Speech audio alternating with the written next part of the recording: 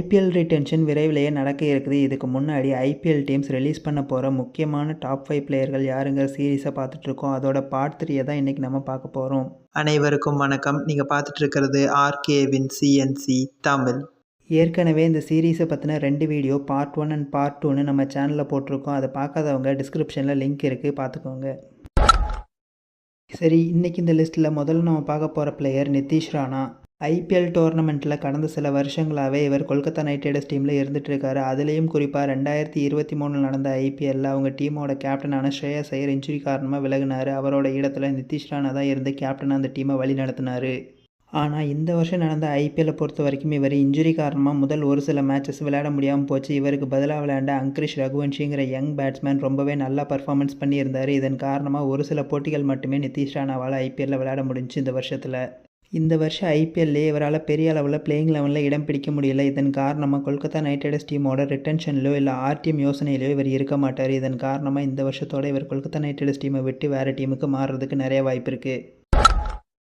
இந்த லிஸ்ட்டில் அடுத்த நம்ம பார்க்க போகிறது டெல்லி கேபிட்டல்ஸ் டீமுக்காக விளையாடுற சவுத் ஆஃப்ரிக்கா டீமை சேர்ந்த ஆண்ட்ரிக் நார்க்கியாவை பொறுத்த வரைக்கும் ஐபிஎல்லில் நல்ல ரெப்புடேஷன் வச்சுருக்க ஒரு பவுலர். ஆனால் கடந்த ஒரு சில சீசனில் அந்தளவுக்கு இவரோட ரெப்புடேஷன் சரியாக இல்லை. இதன் காரணமாக ஐபிஎல்லில் இந்த வருஷம் டெல்லி கேபிட்டல்ஸ் டீம் இவரை ரிலீஸ் பண்ணுறதுக்கு நிறையவே வாய்ப்பு இருக்குது. இந்த லிஸ்ட்டில் அடுத்ததாக நம்ம பார்க்க போகிறது பஞ்சாப் கிங்ஸ் டீமுக்காக விளையாடிட்டு இருக்க இந்தியன் விக்கெட் கீப்பர் பேட்ஸ்மேனான ஜிதேஷ் சர்மா. ஐபிஎல்லில் 2022-2023 சீசனில் பஞ்சாப் கிங்ஸ் டீமோட முக்கியமான ஒரு பிளேயராக இருந்தார். விக்கெட் கீப்பிங் மட்டும் இல்லாமல் நல்ல ஒரு ஃபினிஷராகவும் இருந்தார் ஜிதேஷ் சர்மா. ஆனால் இந்த வருஷம் நடந்த ஐபிஎல்லில் அந்தளவுக்கு எஃபெக்டிவான ஒரு பேட்ஸ்மேனாக இல்லை. சஷாங்க் சிங் மற்றும் அசுதோஷ் சர்மா மாதிரியான பிளேயர்களுக்கு முன்னாடி இவரோட பேட்டிங் அவ்வளோ எஃபெக்டிவாக இல்லை. இதன் காரணமாக இந்த வருஷம் பஞ்சாப் கிங்ஸ் டீம் இவரை ரிலீஸ் பண்ணுறதுக்கு நிறையவே வாய்ப்பு இருக்குது. அடுத்ததாக நம்ம பார்க்க போகிறது உம்ரான் மாலிக். ஐபிஎல்லே ஃபாஸ்டஸ்ட் பாலை டெலிவர் பண்ண இந்தியன் பவுலர் இவர் தான். ஆனால் எல்லாரையும் போலவே இவருக்கும் லாஸ்ட் இயர் ஐபிஎல் அவ்வளவு எஃபெக்டிவாக இல்லை. பேட் கமின்ஸ், புவனேஸ்வர் குமார், நட்ராஜன் மாதிரியான பவுலர்கள் டீமில் இருந்ததால் இவரோட இடம் பறிபோனது. இவங்க மட்டும் இல்லாமல் 4வதாக இன்னொரு ஃபாஸ்ட் பவுலிங் ஆப்ஷனாக நிதேஷ் ரெட்டிங்கிற ஆல்ரவுண்டரும் டீமில் இருந்தார். இதன் காரணமாக 5 ஃபாஸ்ட் பவுலர்ஸை வச்சு விளையாட எஸ்ஆர்எச் அணி தயாராக இல்லை. ஸோ இவருக்கான இடம் கிடைக்கல லாஸ்ட் இயர் ஐபிஎல்லில். அப்படி கிடைச்ச ஒரு சில வாய்ப்பை கூட இவரால் சரியாக பயன்படுத்திக்க முடியலை. இதன் காரணமாக இந்த வருஷம் மெகா ஆக்ஷனுக்கு முன்னாடி இவர் எஸ்ஆர்எச் டீம் ரிலீஸ் பண்ணிடுவாங்க. அண்ட் ஃபைனலி இன்றைக்கி லிஸ்ட்டில் முதல் இடத்துல இருக்கிறது சிஎஸ்கே டீமுக்காக விளையாண்ட அஜிங்கியா ரஹானே.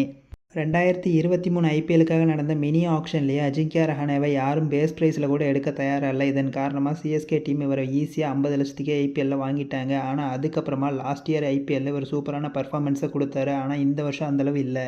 சிஎஸ்கே டீமை பொறுத்த வரைக்கும் அஜிங்கியா ரஹானே அவங்களோட ரிட்டென்ஷன் ஆர் ஆர்டிஎம் கார்டு லிஸ்ட்லேயே இருக்க மாட்டார். ஸோ இந்த வருஷம் அவர் வேறு டீம் போகிறதுக்கு அரிய வாய்ப்பு இருக்குது. இல்லாட்டி லாஸ்ட் இயர் ஐபிஎல்லே அவருக்கு லாஸ்ட் ஐபிஎல்லாக கூட இருக்கிறதுக்கும் வாய்ப்பு இருக்குது. ஸோ அவ்வளோதான் ஃப்ரெண்ட்ஸ், இந்த வீடியோ இதோட முடியுது. உங்களுக்கு இந்த வீடியோ பிடிச்சிருந்தா லைக் பண்ணுங்கள், ஷேர் பண்ணுங்கள், மறக்காமல் நம்ம சேனலுக்கு சப்ஸ்கிரைப் பண்ணுங்கள். தேங்க்ஸ் ஃபார் வாட்சிங் திஸ் வீடியோ.